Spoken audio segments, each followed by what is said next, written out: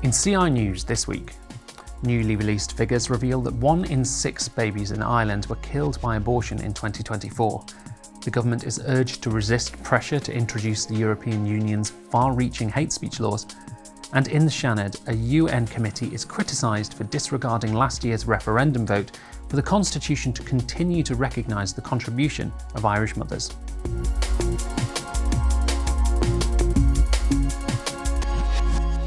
Hello and welcome to CI News on the 18th of July. I'm Angus Saul. 1 in 6 babies in the Republic of Ireland were killed by abortion in 2024, according to newly released figures. The Department of Health reported a total of 10,852 abortions last year, bringing the total number of abortions recorded since the 2019 law change to 55,000. In 2019, abortion was made available on demand up to 12 weeks, with a 3-day reflection period. Following the coronavirus pandemic, women have been allowed to take abortion pills at home.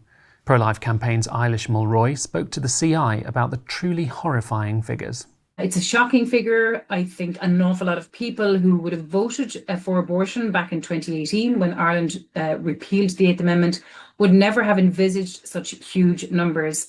The Taoiseach at the time assured people that if they voted for a repeal of the 8th Amendment, abortion numbers wouldn't rise significantly. So that assurance means nothing now. People are fairly shocked around the figures. What we want is for the government to take some steps now to ensure that women who are in unplanned pregnancy get positive alternatives presented to them, that they're not just given the option of abortion when they ring the government-funded helpline that's out there at the moment called My Options, but that they would also be given other options. They would be given help and support in order to allow them to continue their pregnancy. And that's what we're looking for, and we're working hard with our political representatives to try and achieve that. The government has been urged to resist pressure to introduce the European Union's wide-reaching hate speech laws. In Leaders' Questions, Deputy Ken O'Flynn highlighted the case of Finnish MP Päivi Räsänen, who was dragged through the courts for quoting the Bible on sexual ethics. The European Commission has threatened legal action if ministers refuse to implement the laws, but a senior source reported the government has a solid defence.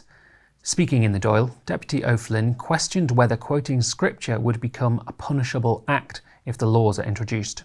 Will this government stand over a law that criminalises people for what they think, criminalises people for what they say, rather than what they do? Because we're not talking about the incitement of violence, we're not talking about threats or harassment, we're talking about words, ideas and opinions. Often and sometimes unpopular and uncomfortable, but still lawful expressions which is supposedly free under a republic. A UN committee has been called out in Seanad Éireann for disregarding last year's referendum decision to continue to recognise the contribution of stay-at-home mothers within the Constitution.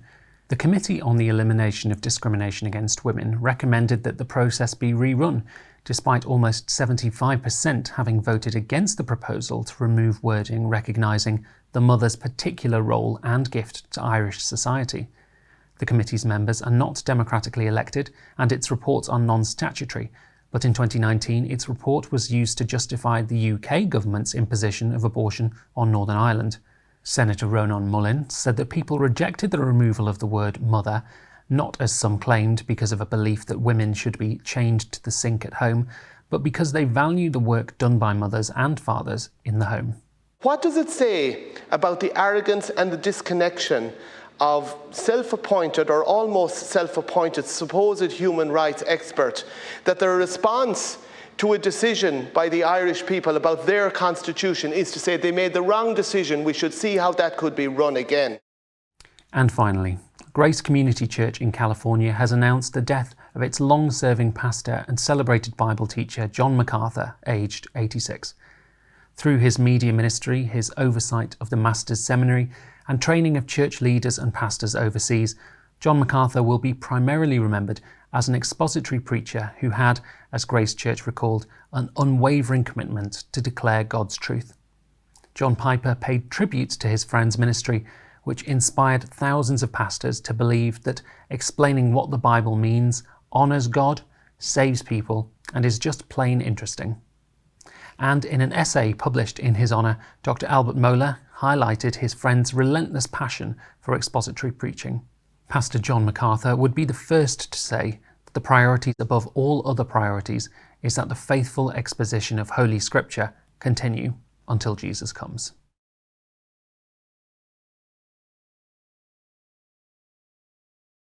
To explore these stories and much more, visit our website, the.ci, and be sure to subscribe and follow us across our social media channels. Thank you for watching. Have a blessed weekend.